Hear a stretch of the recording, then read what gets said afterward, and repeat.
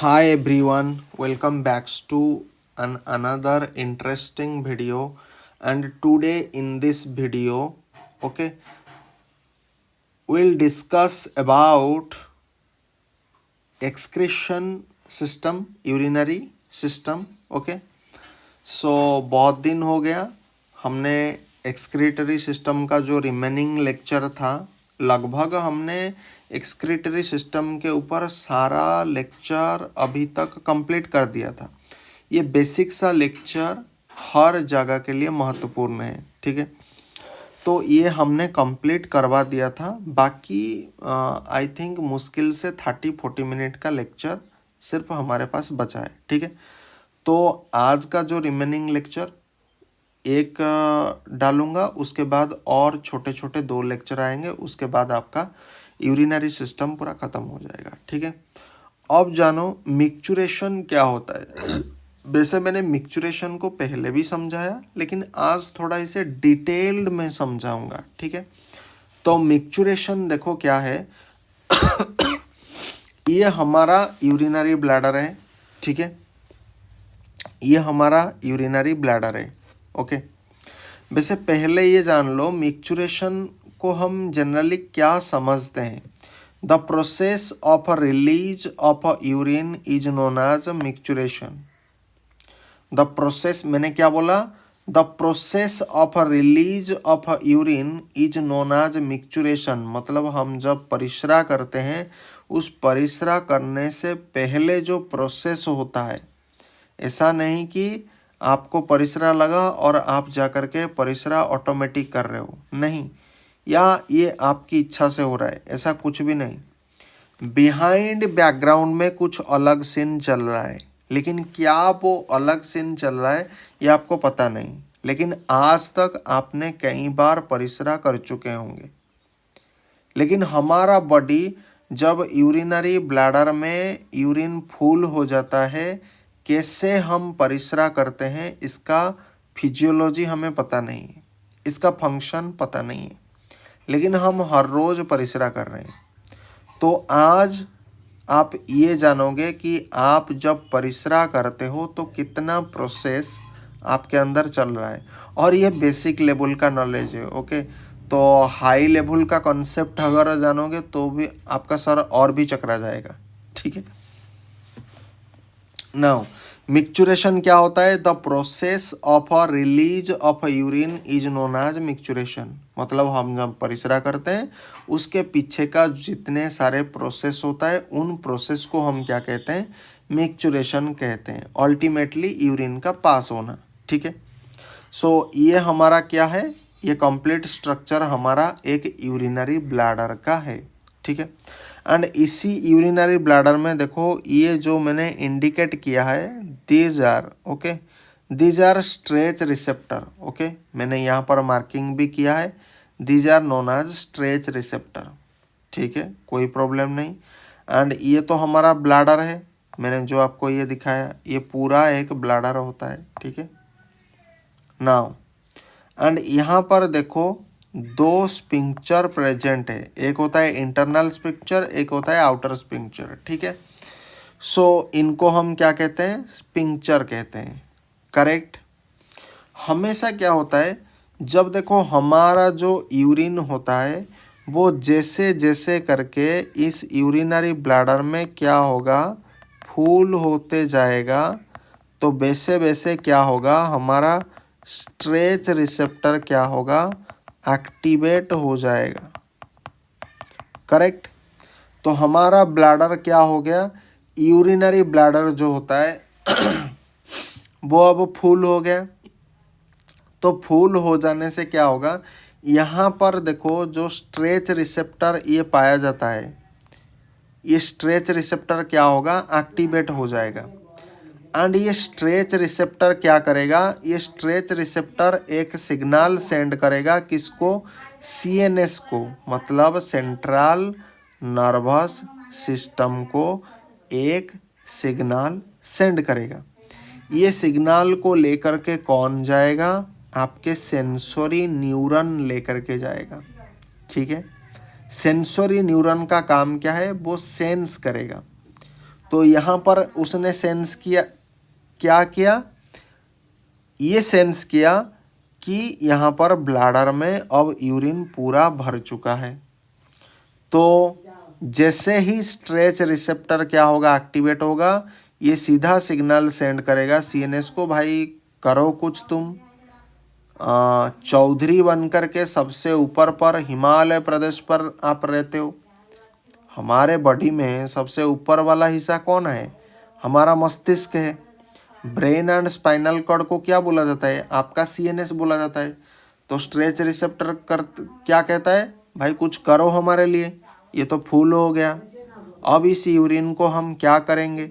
तो सीएनएस सबसे ज़्यादा दिमागी इंसान, देखो दुनिया में जितने भी दिमागी इंसान हैं, आपको अगर कभी प्रॉब्लम आएगा ना, आप उनके पास चले जाना, वो आपको कुछ ना कुछ गाइडेंस देंगे, कुछ ना कुछ आपको रास्ता दिखा देंगे, ठीक है। तो इसने गया, भाई साहब कुछ करो इसका। तो सीएनएस ने कहा, अरे अरे रुको रुको रुको, मेरे पास हर समस्या का हल है, मुझे थोड़ा इंटरनल सेटिंग करना पड़ेगा, उसके बाद इसका बाहर कर दूंगा बॉडी से। तो सीएनएस क्या करता है, एक मोटर न्यूरॉन के माध्यम से इस ब्लैडर को क्या करता है, यहाँ पर जो डेट्रूजर जो मसल होता है उसको कहता है, भाई इसे कंट्रैक्ट अब कर ले, ठीक है। तो मोटर न्यूरॉन क्या करेगा, सिग्नल ब्रेन से लाएगा एंड यहाँ पर पहुँचा देगा। जब यहाँ पर पहुँचा देगा तो यहाँ पर डेट्रूजर मसल प्रेजेंट होता है, ये क्या करेगा, डेट्रूजर मसल को कंट्रैक्ट कर देगा।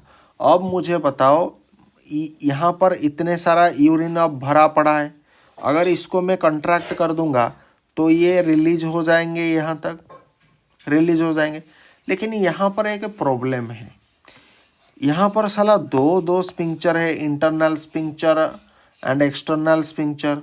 तो ब्रेन फिर से क्या करेगा, मोटर न्यूरॉन के माध्यम से इस स्पिंक्चर को बोलेगा कि भाई अब तुम रिलैक्स हो जाओ।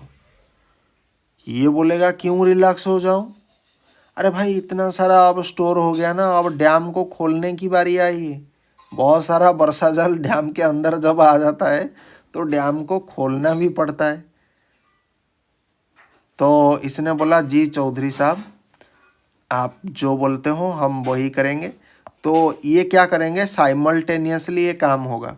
यहाँ पर क्या होगा, कंट्रैक्शन लगेगा, ठीक है। यहाँ पर क्या होगा, सॉरी अरे इसका मूवमेंट क्यों नहीं होता है, ओके। सो इसका क्या होगा, इधर से मैं आरो से दे रहा हूँ, इधर से क्या होगा, कंट्रैक्शन होगा।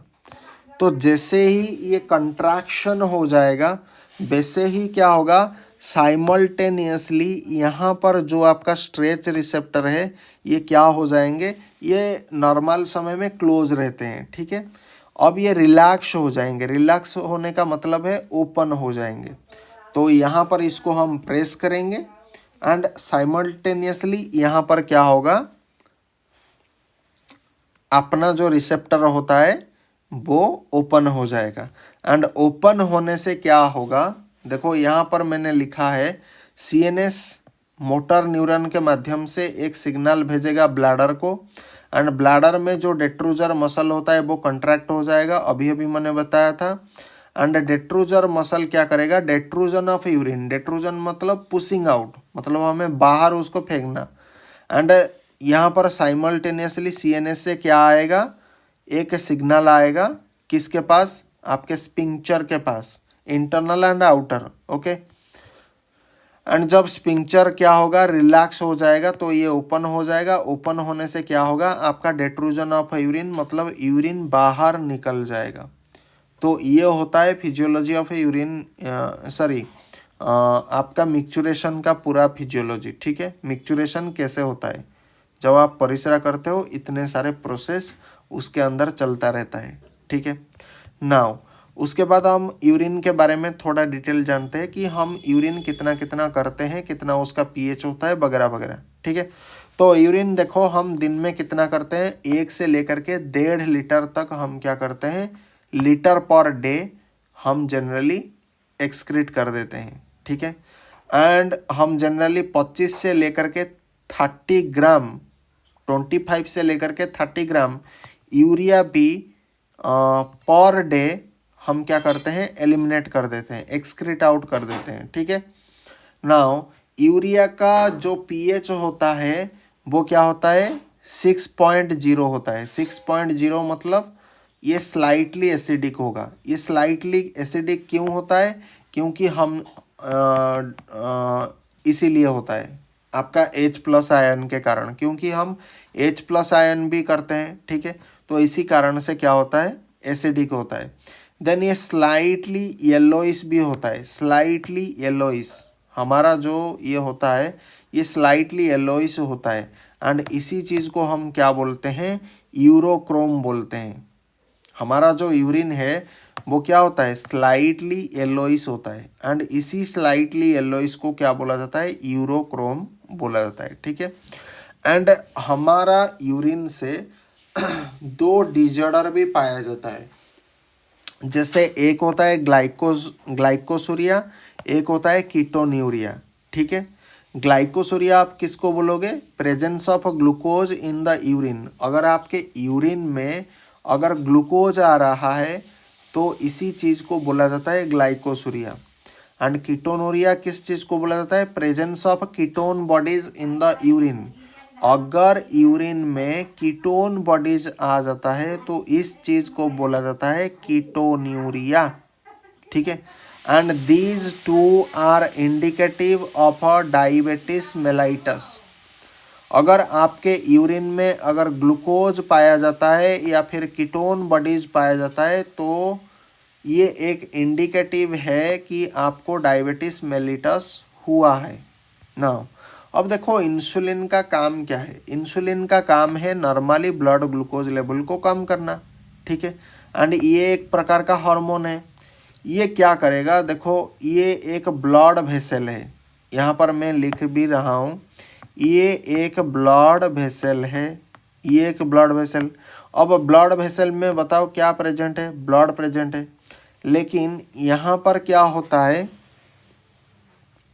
यहाँ पर ये जितने भी मैंने डिनोट किया है, ये वाला जितने भी हमने डिनोट किया है, दिस ऑल आर ग्लूकोज, इसलिए मैंने यहाँ पर जी लिख दिया है ताकि आपको समझ में आसानी होगी कि ये जो ग्रीन डॉटेड लाइन है ये क्या होता है, ये ग्लूकोज होता है। एंड यहाँ पर भी ब्लड भी प्रेजेंट है। ठीक है, ब्लड भी प्रेजेंट है। ठीक है। नाउ जब क्या होता है, जब इंसुलिन हमारे ब्लड में जनरली ये ब्लड ग्लूकोज लेवल को कैसे कम करता है, इंसुलिन कैसे कम करता है आपका ब्लड ग्लूकोज लेवल को, ब्लड इसका ब्लड ग्लूकोज लेवल को अगर इंसुलिन कम करता है तो इसी चीज़ से एक तो हमें पता चलता है कि ब्लड में ग्लूकोज भी होता है। इतना तो मानते हो।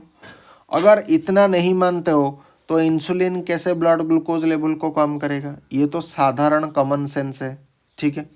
तो इंसुलिन क्या करता है, ब्लड ग्लूकोज लेवल को कम करता है। इसका मतलब ग्लूकोज कहाँ पर प्रेजेंट है, आपके ब्लड में प्रेजेंट है।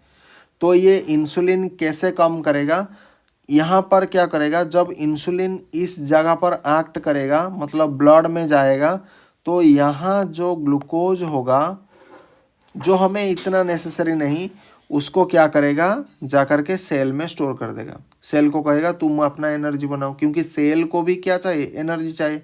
एंड एनर्जी कैसे मिलेगा, इस वाले ग्लूकोज से मिलेगा। ठीक है। तो इसी तरह से ब्लड से क्या होगा, आपके सेल में जाएगा आपका ग्लूकोज एंड वहाँ पर वो एनर्जी के रूप में उसका फंक्शन होगा। तो इसी तरह से ब्लड में क्या होता है, ग्लूकोज नॉर्मल लेवल हमेशा मेंटेन रहता है। ठीक है। एंड इसी तरह से ब्लड ग्लूकोज लेवल भी डाउन होता है। ठीक है।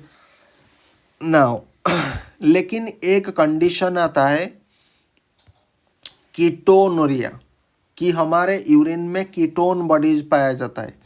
कीटोन बॉडीज कैसे पाया जाता है, मान लीजिए आपका इंसुलिन अभी काम करना बंद कर दें, बहुत ऐसे कारण होता है जिसके लिए इंसुलिन सिक्रेशन नहीं होता है, ये हम डायबिटिक चैप्टर में पढ़ेंगे, लेकिन एक सिंपल आइडिया मैं बता देता हूँ।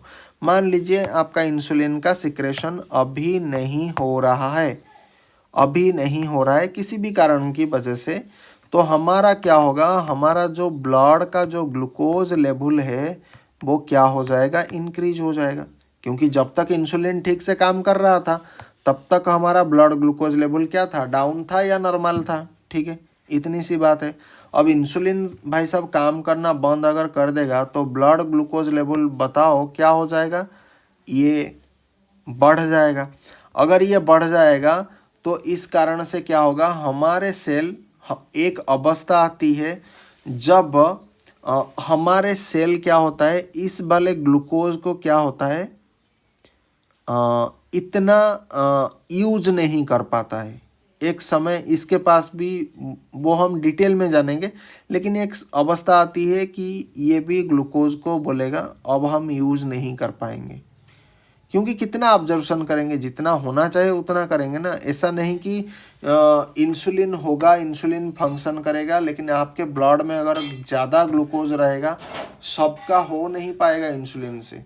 तो कई बार होता है आपके यूरिन के माध्यम से ग्लूकोज का आता है, एंड इसी चीज़ को बोला जाता है ग्लाइकोसूरिया। ठीक है, लेकिन कई बार ऐसा भी होता है ये सेल क्या करेगा, इस वाले ग्लूकोज को यूज नहीं कर पाएगा। ठीक है, यूज जब नहीं कर पाएगा तो ये तो भाई अपने आप को बचाएगा चाहेगा ना भाई। इसको अगर एनर्जी चाहिए कहाँ से मिलेगा, ग्लूकोज से मिलेगा।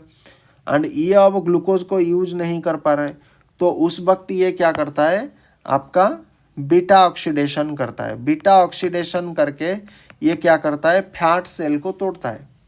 फैट सेल को जब ये टूटता है तो वहाँ से ये उसका सर्वाइव होता है। ठीक है, इस तरह से ये अपना बनाता है। ठीक है, सेल सर्वाइव कर पाता है। एंड इसी कारण से क्या होता है, कीटोन बॉडीज यूरिन में पाया जाता है। एंड इसी का डिटेल मैकेनिज्म मैं डायबिटीज मेलाइटस में दूंगा। तो यहाँ पर ये सब चीज़ों को बताने का भी कोई मतलब नहीं, क्योंकि बस ये छोटा मोटा कॉन्सेप्ट जानने के लिए मैं आपको बता रहा हूँ, क्योंकि यहाँ से इतना कॉन्सेप्ट भी क्लियर नहीं हो रहा है, मैकेनिज्म क्लियर नहीं हो रहा है। तो इस चीज़ को समझने के लिए हम फिजियोलॉजी एंड थोड़ा एनाटॉमी एंड थोड़ा बायोकेमिस्ट्री, ये तीनों को अगर लेकर के चलेंगे तो इसका कॉन्सेप्ट क्लियर होगा। ठीक है, तो फिर मिलते हैं अगले लेक्चर में। ओके, अगर संभव होगा तो मैं पर्टिकुलरली कम से कम आपका ग्लाइकोसूरिया एंड कीटोनूरिया कैसे होता है ये मैं आपको बता दूंगा अगले वाले लेक्चर में। टिल देन, थैंक यू, जय Hind, Vande Mataram, thanks for watching.